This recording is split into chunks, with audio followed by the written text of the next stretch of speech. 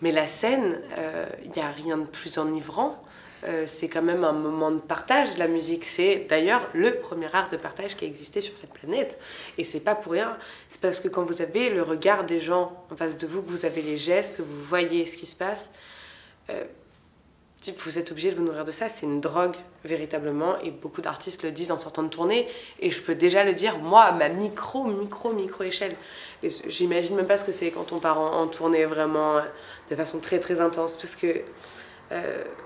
En plus, vous êtes dans la partie la plus difficile, parce que c'est les premières parties.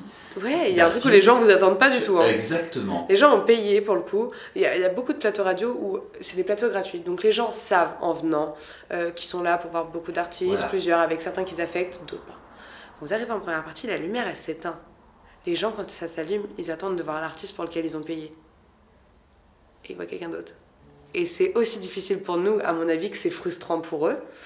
Et j'ai eu la chance de faire la première partie de 2 artistes qui ont des publics hyper accueillants. Donc j'ai rarement senti un grand moment de solitude, mais vous avez un stress qui est vraiment particulier. Parce que vous vous dites, il y a 2 options. Soit je les embarque dans le truc tout de suite et ils rentrent dans cette aventure-là. Et peut-être qu'en sortant de la salle, c'est pas eux qui vont aller me suivre sur mes réseaux sociaux. Mais par contre, je leur aurais fait passer un bon moment d'attente. Parce qu'en vrai, c'est ça la première partie. C'est comment te faire patienter pendant que le vrai artiste il est en train de faire des blou et de s'échauffer. Mais je pense qu'on découvre quand même des artistes. Et voilà, et il y a des très belles surprises. Et il y a des gens qui créent du rejet. Et c'est pas grave. Voilà. Je préfère 1000 fois que ma musique crée du rejet plutôt qu'elle ne crée rien. Voilà, je pars du fait qu'un album, c'est plein d'aspérités. Et un artiste, c'est plein d'aspérités. Donc, si ça crée du rejet, bon...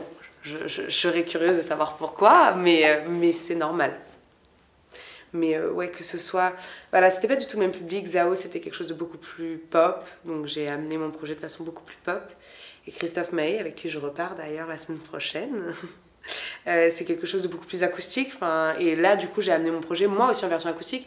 Je pense que quand on fait des premières parties, il faut savoir aussi diriger son propre projet quand même dans la veine de l'artiste qui nous offre sa première partie, parce que c'est un cadeau qu'on nous fait, hein. Faut en être conscient, parce que c'est des salles que peut-être que jamais je remplirai en mon nom. Donc il faut avoir conscience de ça et faire au mieux pour que le public qui est venu, il puisse un peu s'identifier quand même.